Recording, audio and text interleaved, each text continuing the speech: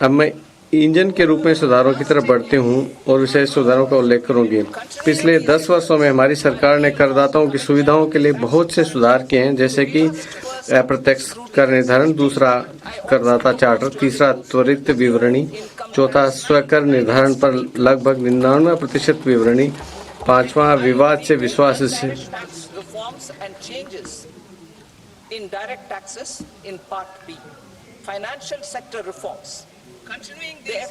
इन प्रयासों को आगे बढ़ाते हुए मैं कर विभाग के पहले विश्वास बाद में जांच संबंधी प्रतिबद्धता को पुनः दोहराती हूँ।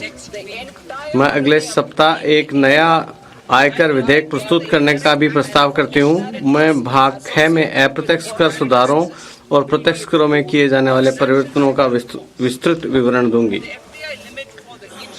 बीमा क्षेत्र में विदेशी प्रत्यक्ष निवेश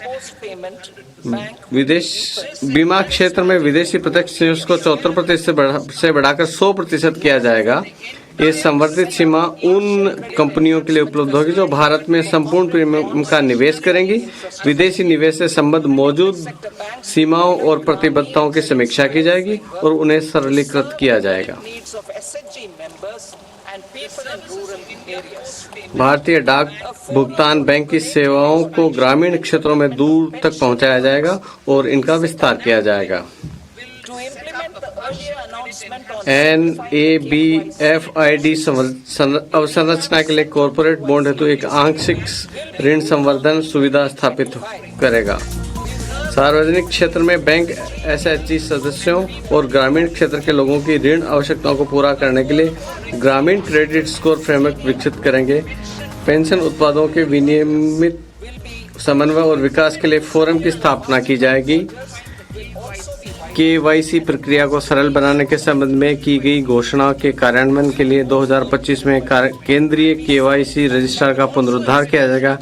हम आवधिक अद्यतनीकरण के लिए एक सुव्यवस्थित प्रणाली लागू करेंगे।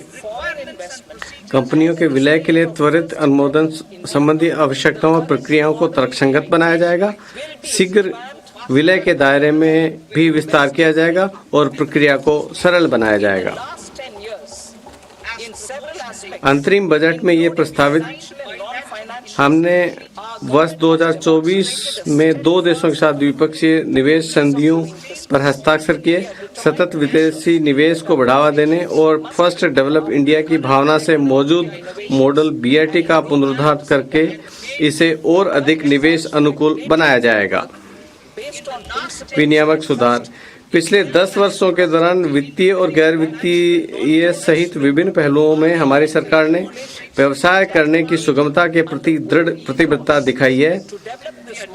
हम ये सुनिश्चित करने के लिए संकल्पित हैं कि हमारे विनियमन प्रौद्योगिकी नवाचारों और वैश्विक नीतिगत विकास के साथ सामंजस्य स्थापित करें।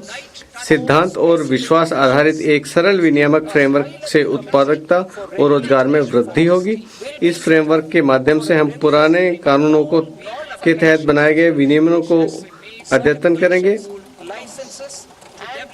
21वीं सदी के लिए उपयुक्त इस आधुनिक, लचीली, जन उपयोगी और विश्वास आधारित विनियामक फ्रेमवर्क को विकसित करने के लिए मैं 4 विशिष्ट उपायों का प्रस्ताव करती हूँ।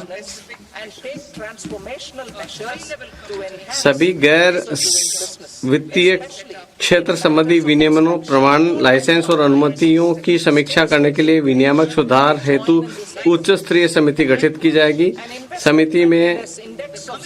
समिति से 1 वर्ष के भीतर अपनी सिफारिश प्रस्तुत करने की उम्मीद होगी। इसका उद्देश्य विश्वास आधारित आर्थिक व्यवस्था को सुदृढ़ करके परिवर्तनशील उपाय करना है, ताकि विशेषकर निरीक्षण और अनुपालन के मामले में व्यवसाय करने की सुगमता को बढ़ाया जा सके।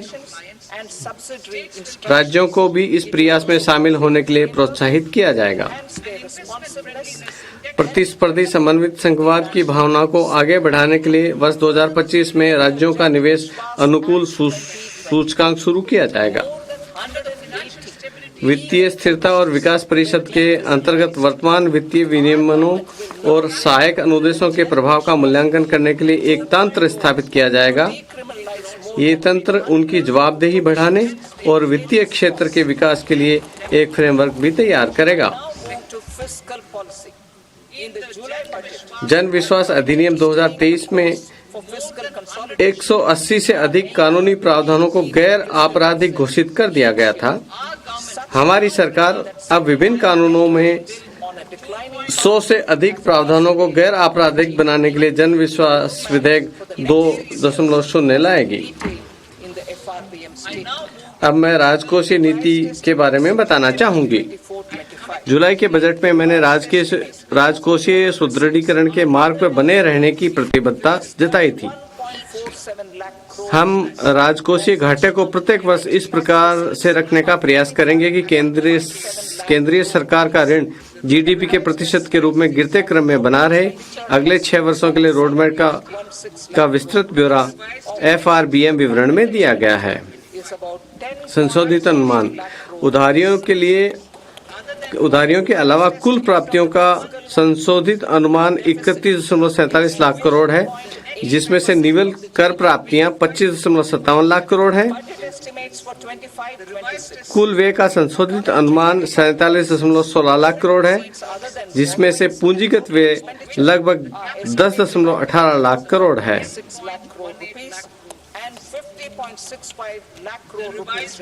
राजकोषीय घाटे का संशोधित अनुमान जीडीपी का 4.8% है।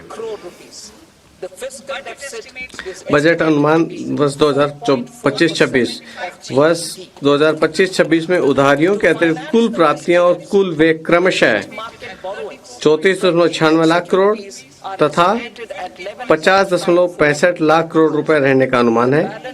निवल कर प्राप्तियां 28.37 लाख करोड़ रहने का अनुमान है। राजकोषीय घाटा जीडीपी का 4.4% रहने का अनुमान है।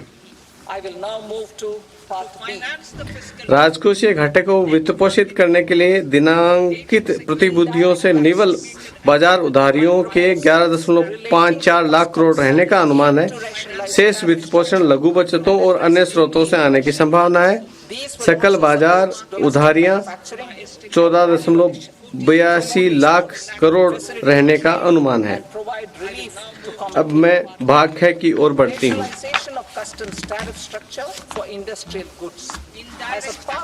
अप्रत्यक्ष कर। सीमा शुल्क से संबंधित मेरे प्रस्तावों का उद्देश्य टैरिफ संरचना को युक्तिसंगत बनाना है और शुल्क प्रतिलोम का समाधान करना है।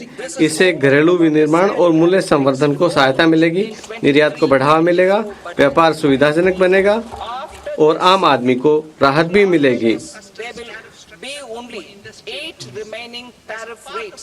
जुलाई 2024 के बजट में घोषित सीमा शुल्क दर संरचना की व्यापक समीक्षा के भाग के रूप में मैं 7 टैरिफ दरों को हटाने का प्रस्ताव करती हूँ। ये 2023-24 के बजट में हटाई गई थी। 7 टैरिफ दरों से के अतिरिक्त हैं। इसके बाद शेष बची टैरिफ दरें शून्य दर पर सहित 8 रह जाएंगी। दूसरा, मोटे तौर पर प्रभावी शुल्क दायित्व बनाए रखने के लिए कुछ मदों जहां ऐसे दायित्व मामूली रूप से कम होगा को छोड़कर उपयुक्त कर लगाने का प्रस्ताव करती हूं। तीसरा, एक से अधिक उपकर अथवा अधिभार नहीं लगाने का प्रस्ताव करती हूं। इसलिए मैं उपकर के अधीन 82 टैरिफ लाइनों पर समाज का कल्याण अधिभार से छूट देने का प्रस्ताव करती हूं।